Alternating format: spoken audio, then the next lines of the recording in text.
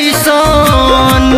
ते पिटइबे ऐसन पंकजवा के जैसन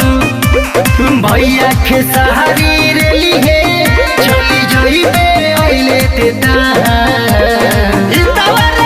हरे बहनी तोर टंगा जाई बीच चौराहा ते सुन ले रे बेटा मिथुन कुशवाहा सुन ले रे बेटा मिथुन कुशवाहा।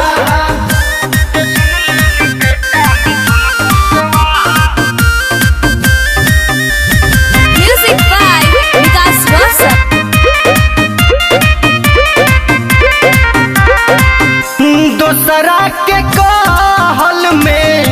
पड़ल बाड़े जानत बानी देवी गड़ल बाड़े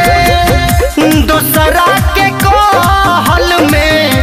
पड़ल बाड़े जानत बानी हितवा बिगड़ल बाड़े लाशों के पता न चली हो जाइबे ते तो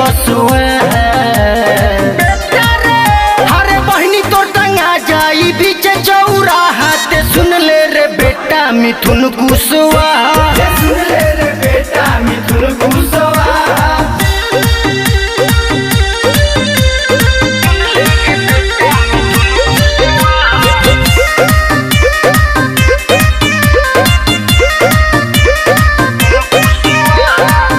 दिल बाड़े काहे ते की रीति के गारी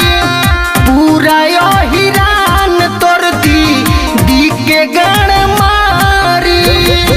दिल बाड़े काहे ते की रीति के गारी लिहे यो हिरान तोर दी के पारा पारी लालू धीरज से फरियाले बोलू भेंट करबे ते कहां बहनी का महावीर वाला हरे बहनी तोर टंगा जाई बीच चौराहा ते सुन ले रे बेटा मिथुन कुशवाहा।